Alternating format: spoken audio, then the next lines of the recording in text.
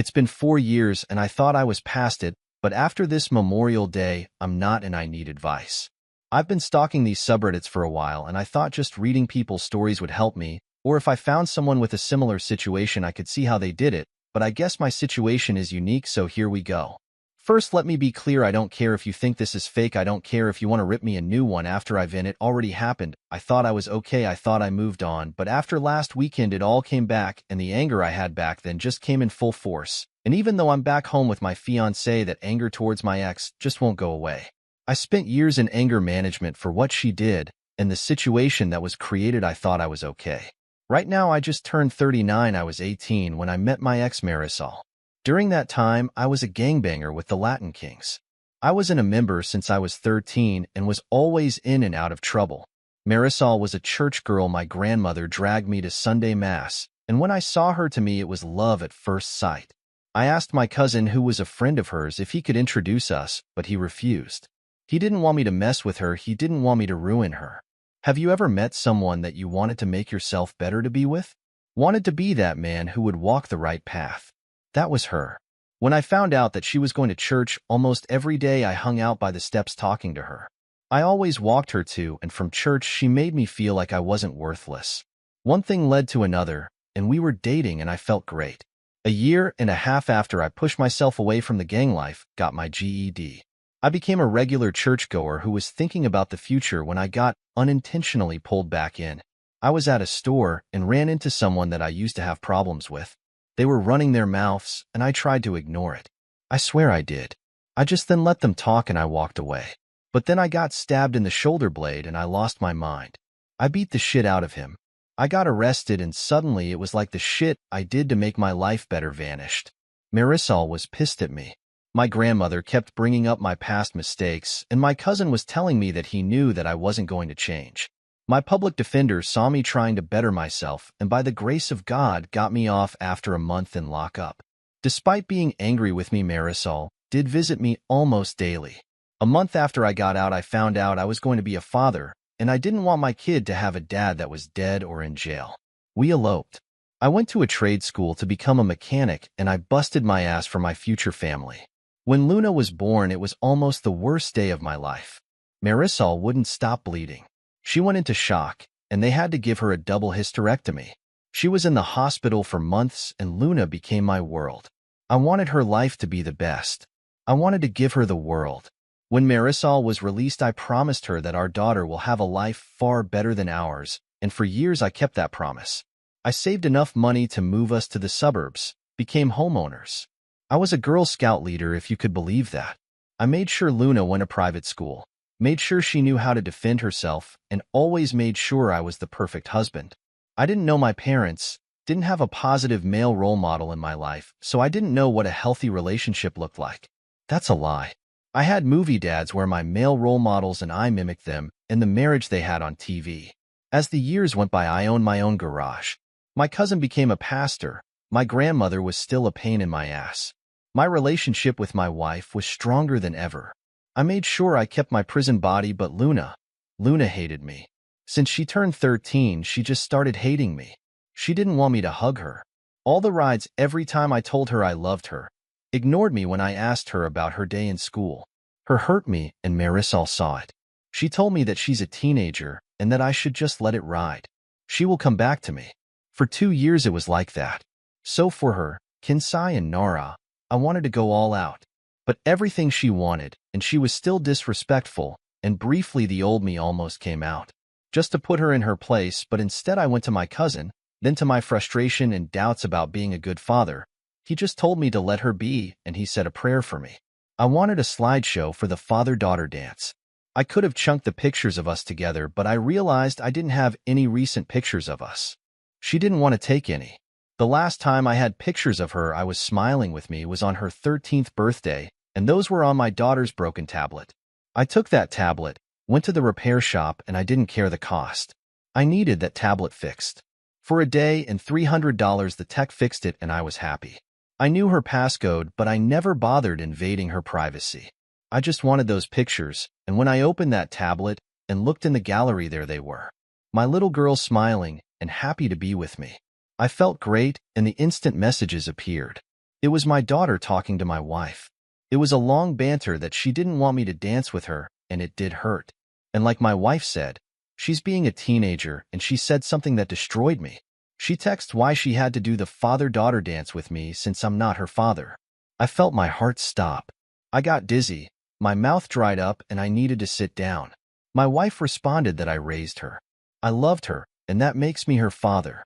But Luna responded by saying that my cousin is her father, and she can't wait for her to turn 18 so she could tell me the truth and she could live with her real dad. She hated me, but she thanked God I'm not her father. My resolve begun cussing her out, saying that it was a mistake for my cousin to tell her the truth 2 years ago, and the more they talked, the angrier I was getting. My wife lied to me for 15 years. My cousin, whom I confide my issues about Luna and my fears about being a bad father, not only fucked my wife, but had me raise his child. I wanted to hurt them. I felt a mixture of anger, sorrow, grief. I wanted to scream, cry, and die at the same time, if that makes any sense. I went to a dark place, and so I wouldn't do anything stupid.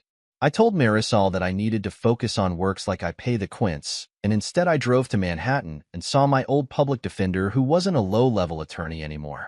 He had a nice, expensive firm near Midtown East. I was surprised that he remembered me, but apparently I was his first case as a public defender. We sat down and I told him everything. I gave him the tablet, and when he turned it on, the messages just kept coming. Only this time Luna was talking to my cousin, a real father, and he was telling her to give me a chance. How I was always there for her, but Luna told him that so was he. Now it makes sense that they have so much in common, and even called him happy multiple times in their conversation, and he responded and told her that she was his little girl. He went through our options, and he asked me what I want to do, and I told him that I wanted to go full scorched earth. I wanted to poison the well, and he asked me several times if that is what I wanted and nodded. I also told him that everything had to be filed before the quints in 2 weeks. So we sat down and spent the next 12 hours on what needed to be done, and I followed the instructions for the letter. I secretly placed my business for sale, pulled the private school, and told them that I will not be paying for next year, closed the college accounts and the savings that I had for Luna, and prepared to place my house for sale online. No one was the wiser. I followed his instructions perfectly. There was only one thing I deviated from: the day of the quints. That day went off without a hitch. The whole family was there. Luna was smiling and having fun. Marisol kept asking me if I was okay, and I lied to her. It was hard lying to her. From the moment I met her, I never lied to her, and during those 2 weeks, every time I kissed her, held her, made love to her. It was hard not to scream at her. It was hard not to hate her. She knowingly let me raise another man's child. She slept with my cousin, the man who I saw as my brother, the godfather of my child, the best man when I eloped, I confidant. So the rage was hard to suppress, to say the least. When it was time for the father, who ordered a dance, I called her to the center stage. She looked annoyed but walked over, had music playing, and she smiled, and it tore me apart. Seeing her smiling at me, the years I wanted to see that smile again, and now I didn't want it. As we danced, I had the slideshow playing, pictures of the two of us, and towards the end of the song, screenshots of her text messages with her mother and real father. Needless to say, this didn't bode too well. Marisol looked like she saw a ghost. Marisol just kept staring at the large screen, and my cousin just stared at me with fear. Marisol ran to me and told me that she could explain, and I told her that I filed for a divorce, that she could explain it in court. She grabbed my arm begging, and I pulled back. I told Luna that I busted my ass to give the world, and now she doesn't deserve it. I began to walk out, but not before telling my cousin that every time I see him, I'm going to knock him out. Then I knocked him out. The aftermath was harsh. Marisol and Luna was at my grandmother's apartment. Her family was shocked and disgusted with her. They wanted nothing to do with her. Her father actually apologized to me. I don't know why. He never liked me despite turning my life around. That man hated me, but now I was the perfect husband and father. But just a few days prior, I was the former piece of shit. My grandmother had the audacity to tell me about the story Abraham, and how when he came back from battle 3 years later, his wife had one child and he raised him as his own, and how I should just be like Abraham. So I told her to get the fuck out of my house. Marisol came a few days later, crying as soon as she saw me, telling me that it was an accident, that when I was arrested she was so angry at me, and my cousin was there to console her, and one thing led to another and they had sex. It happened only one time, and she was faithful to me ever since. She was willing to take a lie to take the test to prove it. So I asked her how long she knew Luna wasn't mine, and she started crying more. That look she gave me just told me she knew from day one and asked her to leave. She wanted to go to counseling, telling me that I'm overreacting and we can make it work. I was in the past and I needed to get over it, and I'm Luna's father. Despite what happened and I allowed my temper to get the best of me, I must have repeated get over it over a dozen times at full volume while grabbing her shit and tossing out the door. I called her a lying whore. I told her that I didn't want to see her fucking face ever again, and that I told her this life that I built no longer belongs to her before shoving her out the door. A couple of weeks went by, and she kept blowing up my phone. Not once Luna tried to reach out to me. Marisol was shocked to learn that I sold my business. Even more so when she learned that I had an open house. She came in screaming, telling the viewers to get out of her house and pleading with me to seek help, and I was ruining our marriage, that I had no right to sell our home. A home where we raised our child in, and I told her that this house is full of lies. It is a house where I raised another man's child, and when I sell it I will give her half and order her to get out before I call the cops. It was a bluff. All she had to do was play the victim, and I would have been arrested, but she didn't. She complied. Shortly after this, my cousin came to talk to me, and I knocked him out, tagged him outside, and closed the door. I refused mediation. Marisol wanted to reconcile, but I didn't. I wanted a divorce, and my attorney filed for a fast-track divorce, and in 3 months we were in Nassau County Courthouse. I barely spoke to anyone during that time. I read horror stories about the court system, especially during divorce proceedings, but I didn't have that. I had a female judge who was very fair. My attorney took care of everything. First, Marisol's lawyer tried to talk about my past when I was in a gang, as if my past barred a reason for me to be a terrible husband and father. But my attorney quickly smacked that down, and the judge reprimanded her attorney for trying to shame someone who turned their life around. My attorney presented all the evidence and offered a lump sum alimony payment with the pending sales of the house and business. At first, Marisol kept asking me to reconsider, but I ignored her, and once she finally realized that I'm not budging, she agreed. Yet the real surprise happened when it came to child support. My attorney presented all of the text messages from Luna's conversation with Marisol, showing that not only Luna knew I am not her father, but she cannot wait to be with her real father, saying that she no longer has to live a lie.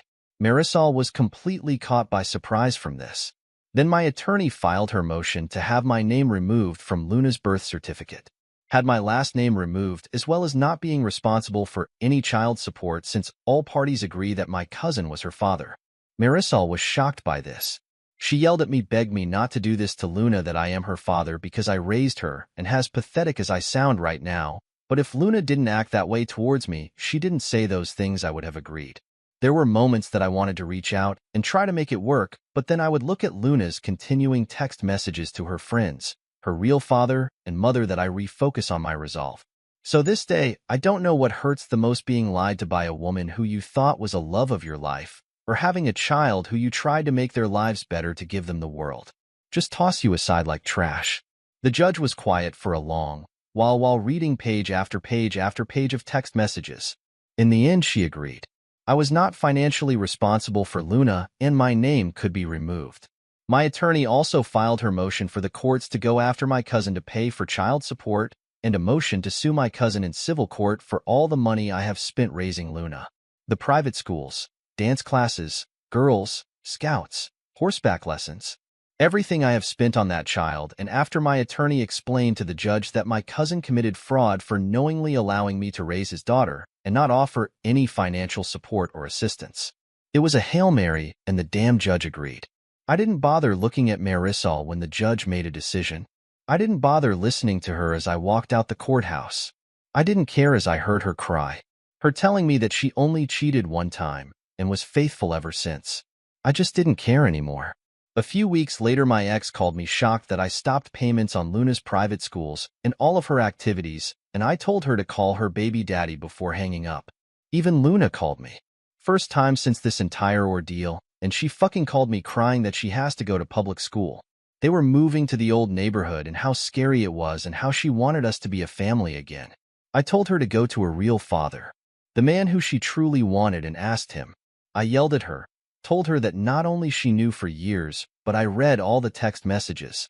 The back and forth from her own words that she was thankful that a hoodlum like me wasn't her father. Even though I haven't been a hoodlum since the day I found out that I was going to be a father, I hung up on her after that. I thought about ending it countless times. I thought about ending my cousin, but I made him pay. He had to pay me $500,000, $500,000 that was all mine and not 1 cent belonged to my ex because she agreed on the lump sum. I didn't care that the money came from the church. I was hurting. I left New York shortly after and went to Idaho, as further away as I could from New York as possible. I just picked a random state and city and just left. I opened up a new shop, got a house, but for 2 years I had trust issues. For 2 years I saw a therapist, anger management. I went to rage rooms. It was difficult until I found myself going back to church, and ironically that was where I met my fiancée. Jocelyn is wonderful. She just turned 30 at the time, and we just hit it off. I told her everything that happened to me. I explained to her that I'm going to have trust issues, and she understood. A year later, she told me that I was going to be a dad and insisted that for me to have a DNA test, just so I can have peace of mind. I forgot what it felt like to be happy again, and when my son was born, I was overjoyed. I called my grandmother for the first time in years. She cried, and when I told her about my son, she insisted that I come to New York so she could meet her great-grandchild, guilt-tripping me by saying that she's 90 and would like to see me one more time, and I agreed. We flew to New York, rented a car, and drove to Bushwick. One thing I disliked about the hood: you only need to see one person from your past, and the whole fucking neighborhood knows that you're back. My grandmother saw my son, met my fiancé, made an offshoot comment in Spanish about her being white, and I just yes her to death. I was planning to spend the week due to the tourist thing for once. It was Jocelyn's first time in her life in the Big Apple, and I wanted to make it special. Damn it. Nothing works out as planned. First, my ex shouted my name from downstairs. I looked out the window and was surprised how fat she got. My grandmother told me in Spanish to talk to her, and Jocelyn agreed. I went downstairs and was awkwardly silent for a minute, and the anger just came back like a flood. Marisol told me that I looked good and said that she looked like shit. She told me that she missed me, that she's never been with another man since the divorce, and I ignored her. She even had the audacity to tell me that I'm a grandfather, and I gave her a look. Apparently Luna got with a decent guy and got knocked up at 18. Her baby daddy joined the Marines to support them, and her father wanted nothing to do with her. Just pays child support and refuses to acknowledge her. He's no longer a pastor and is working at the Banco Popular 2 blocks over, and told me that Luna named the baby after me, and I couldn't stand looking at her. Marisol wanted me to wait because Luna was on her way over, and I just walked away. I went to my grandmother's house, and I didn't have to tell Jocelyn anything. She just knew, and we left. In the elevator, I told her what happened, and she smiled and told me everything was going to be all right. We look on Marisol's face when we left the building. She was looking at my fiancé like she was the other woman, and Jocelyn, without missing her beat, introduced my son to her. Well, she said, "I would like you to meet his biological child." That was a knife twist, but she knew my pain. Marisol kept trying to stop me from leaving, telling me that Luna felt bad about what she did and Jocelyn wanted me to make her amends. I was so angry. I hopped into the car, ignoring Marisol's pleas, and Jocelyn told me to extend an olive branch. So I gave her my number so Luna could call me and left. At the red light, I saw my cousin by the Crucifrito stand, and I don't know what came over me. I got out of the car and ran up to him and beat the shit out of him. Jocelyn was screaming and telling me to stop when we locked eyes. I could see the fear. I spit on him and left. I'm back home, working, being a dad and her good fiancé to a beautiful woman. Yet since going back, when I'm alone with my thoughts, the anger comes back. Luna did text me with a picture of her smiling with her son, telling me that she was sorry for what she did. Yet I don't know if she's sorry that she missed me, or if she's sorry because the man she wanted to be her father wasn't the man she thought he was. I'm confused and I'm scared to reach out to her. I want to get past this and I want to move on. My family was my everything. My daughter was my world. Even after these years, it still hurts. It still makes me angry, but I know I need to move on. But it's hard. I want to reach out to Luna, but I'm so scared. I have people telling me to let her back in, but all I could think about are those text messages and the lies, the constant lies. I need help, and my usual methods are not working. Thank you for reading this. I needed to vent. Like I mentioned, I don't care if you think this is fake. I really don't give a rat's ass, but your help is appreciated. Hope he comes up with an update and says, I'm waiting for the most to approve this, but it's been a while and yesterday was Father's Day. Luna tried calling me several times, and I looked at the phone. I wanted to answer. I didn't, but all that kept lingering in my mind was those messages. What she said to her mother, to a real father, her friends, so I ignored it. Eventually, I listened to her voicemail, and she sounded so cheerful. She briefly apologized for her actions, but to me it didn't sound sincere, just passive. Maybe I'm overthinking it. She mentioned about her son, her fiancé, and asked me to call her. Number of requests, and I became infuriated. My grandmother and my fiancé are telling me to give her a chance, but when I asked my grandmother if Luna or Marisol ever asked about me in the 4 years I left, she said Marisol did constantly, but not Luna.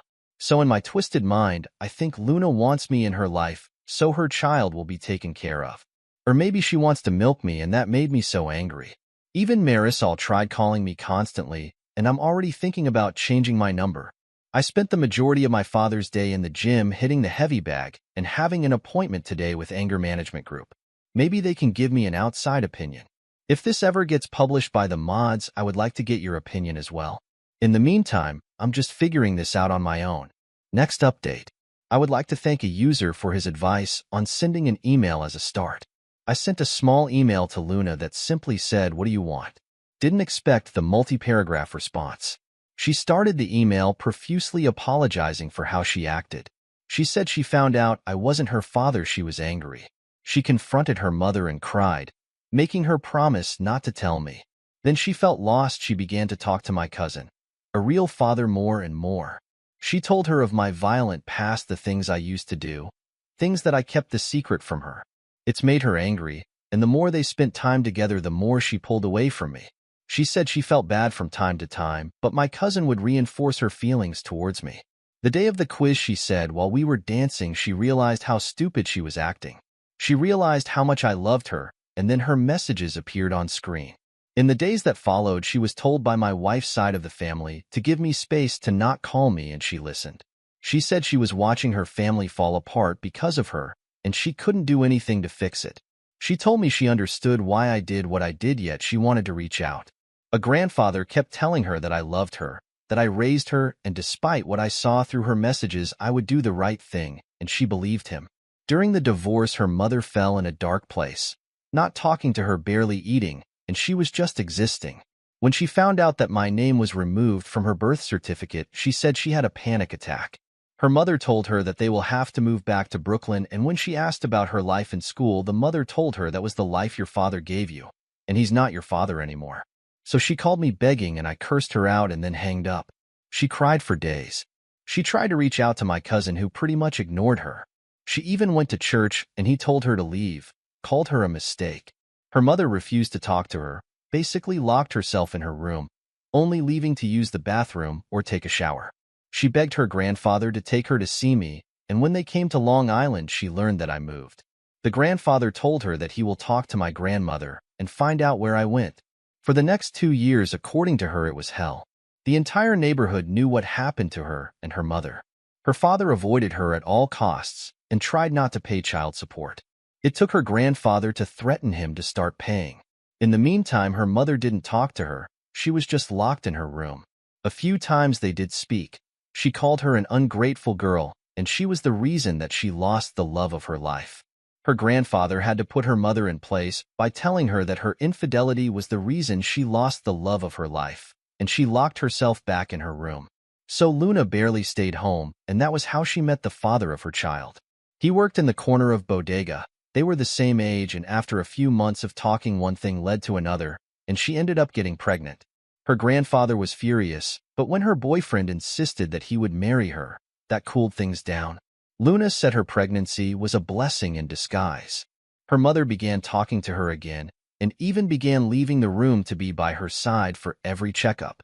Being a senior in high school, wife pregnant was cliché, but she made it work. A month before the baby was born, she graduated, and her boyfriend joined the Marines. She wanted to a lot before leaving, but she wants a wedding. Her boyfriend had no issues naming his son after me. Apparently his father was absent, and the fact he was a junior was a reminder that he shared the name of a man who didn't want him. When she heard I was in town, she got a speeding ticket trying to get to my grandmother's apartment. She wanted to see me, wanted to apologize, wanted me to see her son. She just wanted to see me. However, she was late and she cried. When her mother gave her my number, she wanted to call me immediately, but the entire neighborhood was talking on how I beat her father up though she waited. Her mother was sad to see that I moved on and have a son. Luna was happy to know she had a little brother, but her mother became a little more depressed. I felt sorry for Marisol. After I read the email, I called Marisol and asked her if this was true, that she refused to talk to Luna for years and blaming her for our divorce. She confirmed it, and at first I yelled at her, but I regained my composure when I heard her crying. I told her to move on, find someone else, but she said no. She told me that I was a husband and I would always be a husband. It broke my heart a little. I then had my grandmother go see my cousin so I could talk to him. The second he had my voice, he began to cry and beg me to forgive him. I just asked him why didn't he be a father to Luna. While he poisoned her against me, he said it was envy. He was in love with Marisol and I took her from him. When I was arrested, he consoled her, manipulated her, and barely lasted a second with her, and she realized what she was doing and shoved him off of her, but he already came. When she found out she was pregnant, he knew the baby was his. They both knew. It was supposed to be a secret. Marisol took her double his direct me as God's punishment for infidelity and deceit. When Luna turned 13, he was drunk. My life and envy was the one sin he couldn't shake, so he wanted to ruin it, and he did. I told him when we see each other again in hell, I will be his eternal torturer, and hung up on him. Jocelyn was there for me. She told me that everything will be okay. Luna and I commented through email. I spoke to her on the 4th. She spent over an hour crying while talking to me. I even spoke to her boyfriend, who asked me permission to marry her. I thought it was funny but honorable. My wedding is next month, and Jocelyn wants me to invite Luna. At the same time, Luna wants me to give her away for her wedding in November. My future father-in-law sat me down and told me that he couldn't grasp my situation but respects the road I took, because the road saved his little girl, gave him a handsome grandson and a future son-in-law that he would kill for. That made me laugh, but he told me that I need to let go of the anger and start forgiving but never forget. He's right. So we gave Luna an invite to my wedding, even offered to pay for the plane ticket. Her boyfriend, or should I say the answer, he said that he will work it off at my garage when they arrive. I kinda like him. As for me giving her away, I don't know yet. Let's see how the wedding happens first. Thank you again for the advice and for the few DMs. No one was rude or disrespectful. You guys helped me so much. Well, update if something happens, but for now, I have to get things ready for my wedding next month. Hope you then said it might be my final update. A lot has happened in such a short window. Again, I would like to thank a large number of support within the DMs. Of course, they were hate messages, but all I could say to those people, what would you have done and what I did are two different mindsets, and until you go through the same situation or something similar, don't tell me how I should have felt. Leading up to the wedding, I was already on eggshells. Jocelyn was the happiest I've ever seen. But in-laws were freaking due to the number of people that were coming. I swear, I think the whole town came. While all this was happening, I was an hour and a half away in Boise waiting for Luna and her family at the airport. In the days leading up to a visit, we spoke. A lot. Her mostly crying, apologizing, and me just listening. When she couldn't speak anymore, I was talking to her fiancé, who is more down to earth. When their plane landed, I was so scared. Not for seeing her again, but I was afraid due to my anger. I was afraid that I would lose my temper. The second she saw me at the terminal, she ran to me, crying in for a split second. I saw my daughter when she was 7. It was weird, picturing a child in my mind. She ran screaming, "Daddy," and the second she hugged me, she began to cry loudly. It was like a wail that caused so many people to look at us. She just kept saying sorry over and over, asking me to forgive her. I just held her for over 15 minutes. She refused to let me go. It took her fiancé and I to convince her to do so. It was as if she felt the second she let go, I was going to vanish. After she composed herself, her fiancé properly introduced himself, and they introduced me to their child. I won't lie, I cried. I wasn't angry, but I cried holding this infant. Gina was also the spitting image of her mother when she was 19, which made me wonder about Marisol. During the drive home, we talked about her fiancé's boot camp, how he's going to be a career man, and how Luna was going to college online to learn accounting, mostly catching up conversation. When we arrived at my house, Jocelyn and her family as a spread ready for them. Since we've been together, Jocelyn learned how to cook Spanish food, but the week leading up to Luna's visit, she went a little overboard. Yet, I get it. She wanted to make an impression. Her and Luna just hit it off. Every few minutes Luna would walk towards me just to give me a quick hug and go back to Jocelyn. I was just holding my son and my grandson. While Jocelyn was introducing Luna to her family, I put the babies to bed and I went to the porch for some fresh air. Luna's fiancé was standing by foot of the yard, staring at all the bisons roaming around. For a moment, I wanted to give him the dad talk, but I felt that it wasn't my place. Instead, I asked him how he liked the view, and he was awestruck. I know the feeling. Living in the city the majority of your life, wide open spaces is a marvel to take in. After a minute or two, he looked at me and told me how regretful Luna was. I've been with your daughter for 3 years, and not a day goes by when she mentioned how much she misses you and regrets what she did. I have everything he told me. A single sentence constantly replays in my mind. A fiancé's name is Roberto, for a man who is only 19 years old. He acts and talks like a man in his 30s. That tells me he had a rough life, too mature so quickly. I know the feeling. The following day, I had to go to the shop, and Luna practically jumped into the car with a baby. Even Roberto told her it was okay and to enjoy herself. Luna looked like she was going to hyperventilate, and I told her that we'll work a half day and I spend the rest of the day with her. That seemed to do it, and I slowly began to realize how traumatized Luna was. During the drive, I asked Roberto how bad was she? She has severe abandonment issues, constantly afraid that he's going to leave her. Despite intel on her, he will never. She calls him a lot. A bit clingy at times, and in the beginning afraid to be herself in the fear that they will break up. He had to reaffirm his love for her, just so that she could let her guard down little. This was my doing. I know that, but he doesn't blame me. He told me he completely understood why I did what I did. Allow me to say that Roberto is a terrible mechanic. He knows nothing about cars, so I hadn't cleaned up the shop so he could work off the plane tickets. We closed early, and when we arrived, Luna practically ran towards me. She looked unhinged. I told her that I'll be back, and she went to her fiancé when I walked into my house. Jocelyn told me that Luna needs to be reminded that everything is going to be fine, but I won't leave her again. I didn't know what to say, but Jocelyn grabbed my hands and told me that Luna is hurting and she needs her father. For the next couple of days, I spent all of my time with Luna getting reacquainted with her. I took her to my in-laws' ranch and showed her the bisons, the elk, and took her on a hike. 2 days before the wedding, I apologized to her for leaving. I apologized for the way I acted. I apologized for the actions I took. She didn't want to hear none of it. She told me that there's nothing I should apologize for. She said she knows she was the reason why all of her part. She knows it was her fault, and I had to stop her. I began to cry. I told her it wasn't her fault. I was angry. I was hurting, and despite what happened, I should be the one who should apologize. We both cried and just held each other. Luna appeared to be slightly better. On the day of my wedding, she was happy. In the last minute, Jocelyn made her into a bridesmaid and Roberto a groomsman. The wedding was beautiful. During the reception, I asked the DJ to play the song from Luna's Quince, and I asked her to dance with me. She was crying the entire time, holding on to me for dear life as we danced. I haven't felt this happy in a long time. I let Luna and her fiancé stay in my house, taking care of her little brother while I went to Hawaii for my honeymoon. When we got home, she was happy. She hugged us and it felt great. Roberto told me that he's going to Camp Dwyer in Afghanistan and would like to know if Luna could stay near us. He would pay for an apartment near us until he could buy a house, and of course I said yes.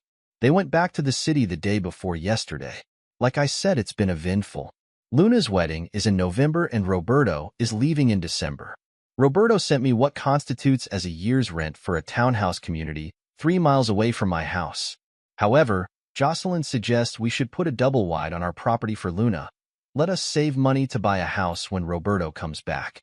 Marisol has been blowing up my phone, and based on the messages she left, she's not happy that Luna is moving.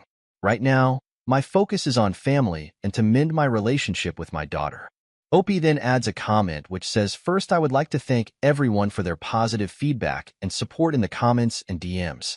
Also, apologies for the delay in the update. I waited for Luna to come back from her honeymoon so I can show her this post. Our therapist wanted us to have full transparency when it comes to this situation. I wanted to make sure for me to share any more information since this is also about her." She read the post, but I refused to let her see any of the hateful comments considering how much she was crying from the post. Yet she had no issues with me posting an update. Then a tragedy happened with the passing of my grandmother, and I had to place it on hold. So let's begin where I left off. Jocelyn and I managed to get a double wide on our property and have everything ready for Luna and Roberto. Many people wondered why Jocelyn kept pushing to make peace in the beginning. Jocelyn didn't want my lingering anger to affect my family in order to make peace with myself for our family's sake. I'm grateful for that. As I mentioned before, Maricel was constantly calling me, and the day Luna left New York I spoke to her. She was crying and angry with me, telling me that I took her child and grandchild from her. I tried to explain to her that I want to rebuild my relationship with Luna, and almost immediately she began asking about me rebuilding my relationship with her. I had to tell her that I couldn't, which caused her to cry, and she hung up on me. Luna and Roberto loved the trailer, and the first thing Roberto did was starting the process to repay me. I told him that it wasn't needed, but he insisted and I appreciated it. A few days later, Luna and I had our first therapy session. I learned of all the anxiety medication she was taking, and I learned that she suffered from chronic panic attacks. One thing I can share about our sessions is that Luna is very remorseful and she suffered from years of verbal abuse from Maricel. There were things that shocked me. Some things that I found to be unbelievable, but was confirmed when I spoke to my former father-in-law. Maricel verbally and emotionally abused her. My cousin mentally destroyed her, and despite what my feelings were and the actions I took, I know I hurt her too. 2 weeks after they arrived, Roberto received news that he was being deployed sooner, so they had to move their wedding up. Her first Luna wanted to wait for him to come home, but Roberto insisted. He wanted them to be married before he left. Jocelyn and I offered to help pay for the wedding, but Luna told me she only wanted me to walk her down the aisle and give her away. I know people kept telling me to get a DNA test because there wasn't one from the court due to the circumstantial evidence that was provided. Allow me to tell you that there's no need for that. Luna is O positive. I'm AB negative. Maricel is B positive and my cousin is O positive. However, despite what happened, Luna is my daughter. I only wished I wasn't blinded with rage. Anyway, the wedding had to be small since it was being done on my in-laws' ranch. My former father-in-law, Roberto's mother, Maricel, and my grandmother was invited. Only 2 RSVP'd. My grandmother couldn't come because she wasn't feeling well, and Maricel was admitted in hospital for trying to hurt herself. Luna didn't take the news well, and I was angry at Maricel because she expected Luna to come back to New York to help take care of her. On the weeks leading to the wedding, I learned I was going to be a father again, and I was ecstatic. Roberto learned the hard way about breaking a horse, and I had began teaching him how to fix cars. Again, I like this kid. The day before the wedding, my former father-in-law arrived with Roberto's mother. His mother is a very kind person, and I commented her for raising a fine young man. My former father-in-law was stoic as always, but we spoke. He told me that he was disappointed that I left, but given the circumstances, he understood. He only wished that his daughter would move on as well. On the day of the wedding, Jocelyn was Luna's maid of honor.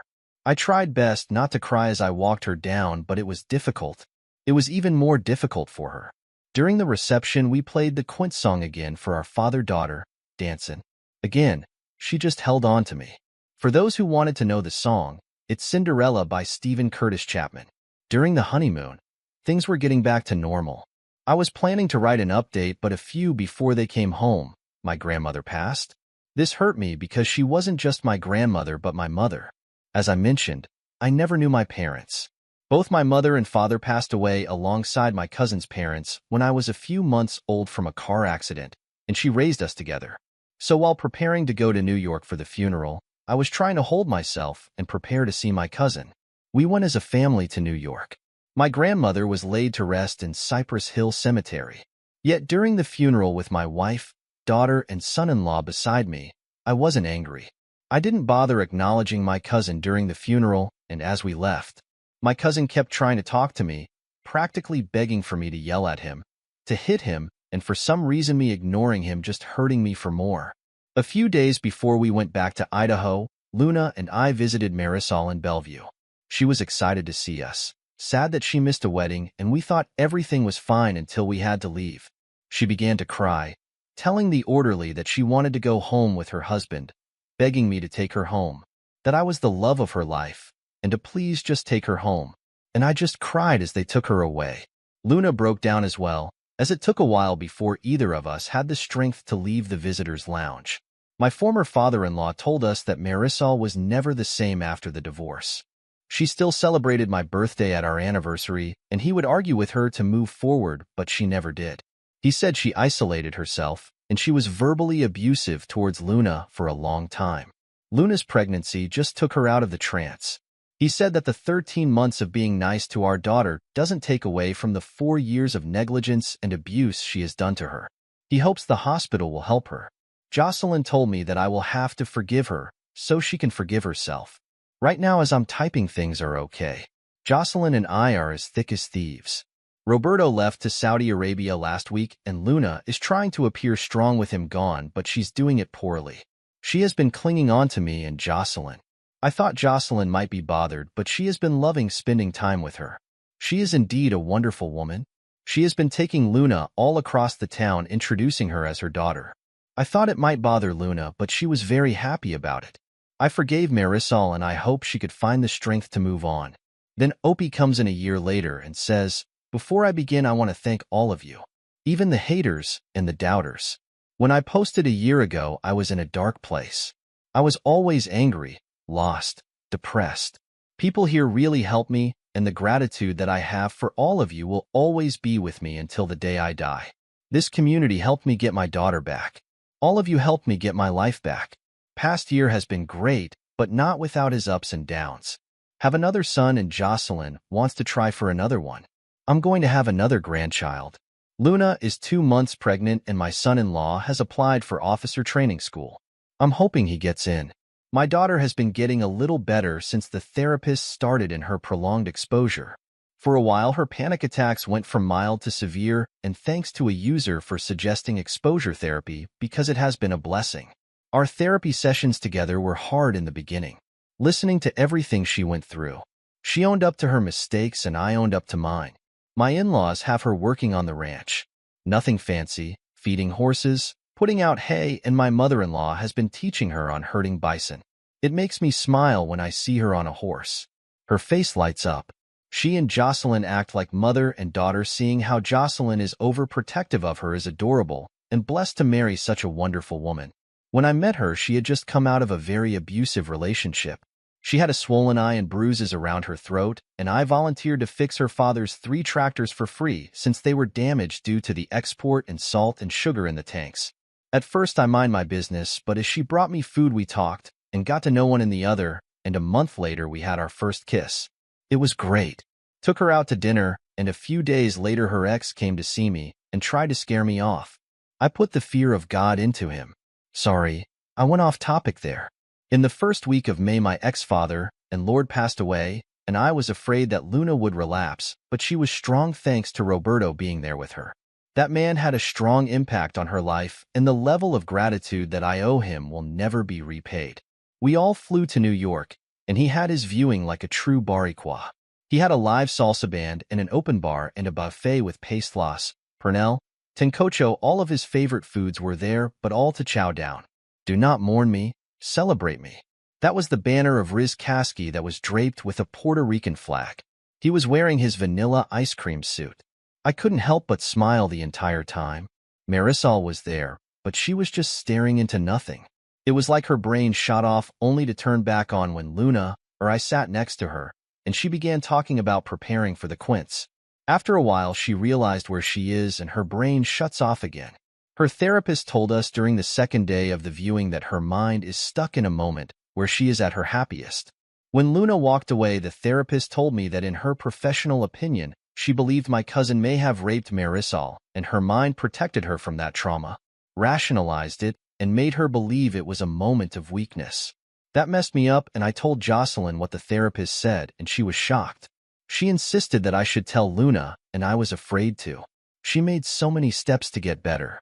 I didn't want her to revert back. Instead, we told Roberto first, who wanted to go and find my cousin. But I talked him down, and we sat as a family and spoke to Luna. It was a bad night, a really bad night. We had an incident at the burial 2 days later. My cousin showed up and invited and caused a scene. He was drunk, and I wanted to end him. I believe it's the proper term. Instead, I told him to leave. Roberto was holding me back, and my cousin began shouting that he was always better than me and always will be. It was because of him and his daughter that I made my life better, so in a way he is responsible for me bettering myself. I got angry, and I practically lifted Roberto off the ground to get him. Luna punched him in the mouth and began pummeling him. She was screaming and crying. She was so angry while attacking him. I briefly hesitated, and Roberto pulled her off of him. As he was getting up, Jocelyn punched him and knocked him out, breaking her index finger in the process.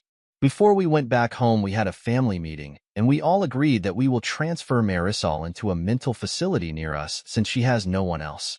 We are going to go to therapy. And with this new realization, my daughter is trying to cope with the fact that she might be a product of rape. Before this happened, I was planning to adopt her since legally she is no longer my daughter. I want to make it official again, but I feel like the timing might not be right. I will answer any questions. I own this community a lot. God bless you all.